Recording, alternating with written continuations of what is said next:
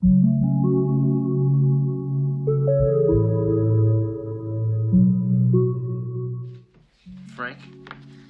Yeah, kid. what's the weirdest thing you've ever saw? Let me ask you a question, kid. Did you see that movie, Night of the Living Dead? Yeah. That's the one where the corpses start eating the people. Did you know that movie was based on a true case? Oh, come on, you're shitting me, right? They changed it all around. What really happened was, back in 1969 in Pittsburgh at the VA hospital, there was a chemical spill and it made all the dead bodies kind of jump around as though it was alive. What chemical? 2,4,5-trioxin, it's called. They told the guy who made the movie that if he told the true story, they'd just sue his ass off. So he changed all the facts around. The army shipped all that contaminated dirt and all those dead bodies out. And they kept it a secret. So how come you know about it? What typical army fuck up? The transportation department got the orders crossed. And they shipped those bodies here. Want to see them? See him? Corpses. They're down in the basement. No. Come on. No way.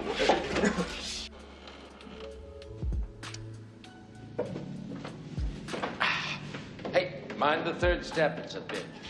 There they are.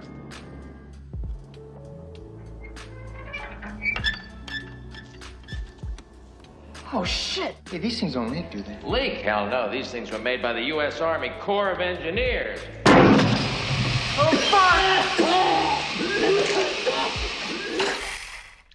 Hello, I'm the Wolf of Hall Street, Jack Hall, and welcome to the very first installment of the Hall Street Hall of Fame.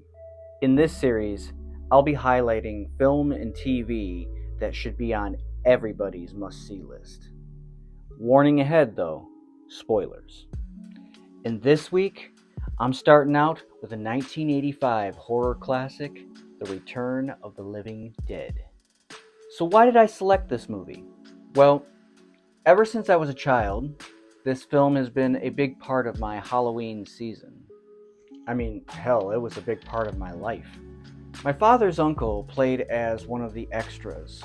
He was one of the second set of paramedics that gets tackled to the ground by the horde of zombies. My father would rent this and Bachelor Party once every few months from the video store. Mostly because his uncle had noticeable extra moments in those movies. So needless to say, it was a big part of my youth. Now, you might say, your youth? My parents didn't usually shelter me from nudity and gore. I'm an 80s child, so... Off my clothes. Let's get some light over here. Crash is taking off her clothes again. Anyway, as I was saying, I grew up loving this movie. The atmosphere, the effects, the music, all very 80s, and I love the 80s. Return also captures what it is to be a horror comedy. Let's take the opening scene. As I showed in the clip, Freddy asks Frank what is the weirdest thing he has seen at the warehouse. And that's where this movie starts off with a perfect campfire story, where Frank sets the stage of how Night of the Living Dead was actually a true story. Setup is great, and the payoffs are even better.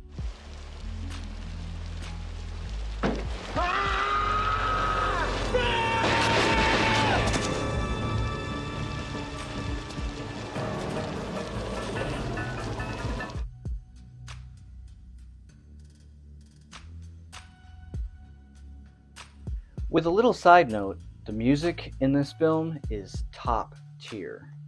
I could probably make a separate video on that topic alone, and with that being said,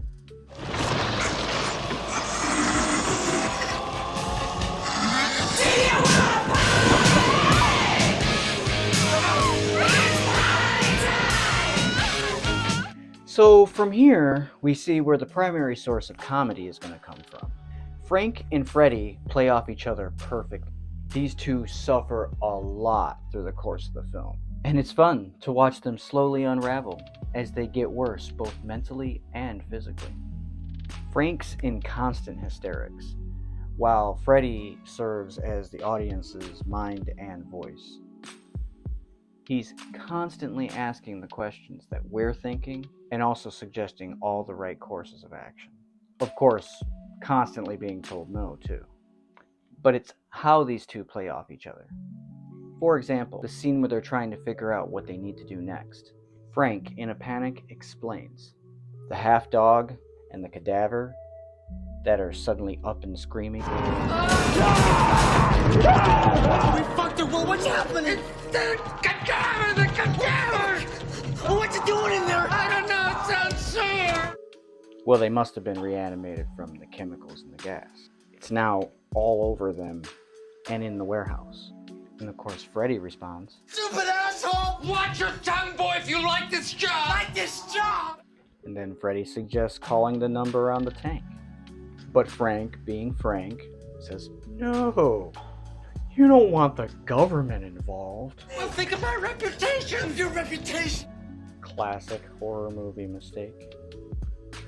I mean, let's not do the one thing we need to do to survive this situation, right?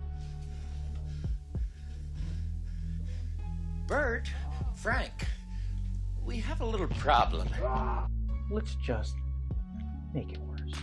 Another funny detail I enjoyed was, once the boss, Bert, shows up, the way he reacts to Freddy, and then the way he reacts to Frank, this shows how he's managing his situation.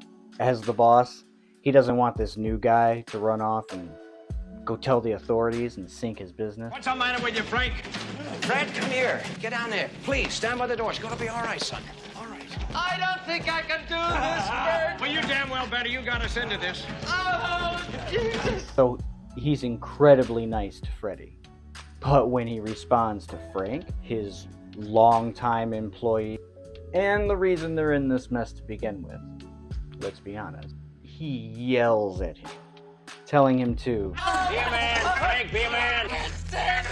Son of a bitch! Then there's Freddy's friends, a group of 80s punk kids, and his oddly preppy girlfriend Tina. I always found that strange. How come you guys only come around when you need a ride someplace? Because you one spooky motherfucker. So you think I'm spooky, huh? What the fuck? The group is full of unique characters, from their unhinged group leader to the extremely kinky and death-obsessed Trash and her iconic graveyard striptease scene. The characters don't really have anything important to say, but that's okay, because they're here to feed the zombies. Like Tarman.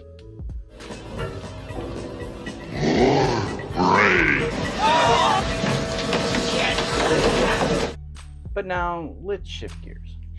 Let's talk about a scene that used to make me think very deeply about death as a child. And I actually think that's okay. It's actually a good thing. The scene is the conversation with the rotting woman. My favorite line from that scene is, I can feel myself rot. used to make my hair stand on end. I don't know what it is. Maybe it's the idea of being able to feel yourself wither to nothing. I don't know, seems pretty fucked up to me.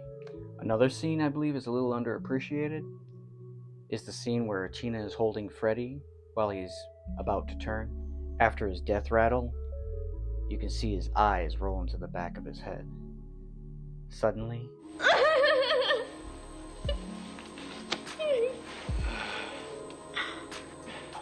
I can finally see one thing.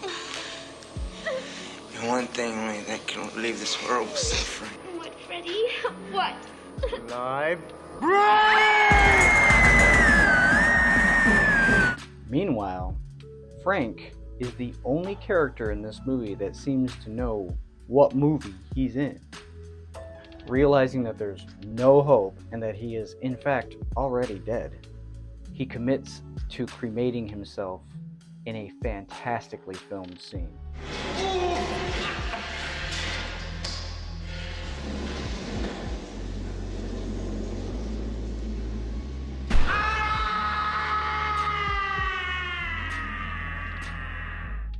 But the thing I like most about this movie, the reason it's in the Hall of Fame, there are no happy endings.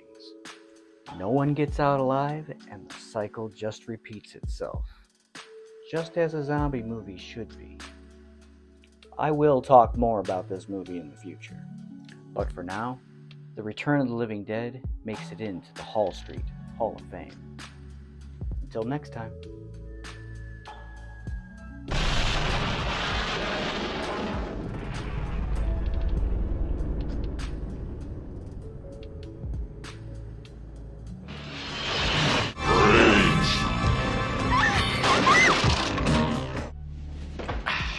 Hey, mind the third step, it's a bitch. This is a way of life. Oh, yes. Hey, what's wrong with you, man? Show some fucking respect for the dead, will ya?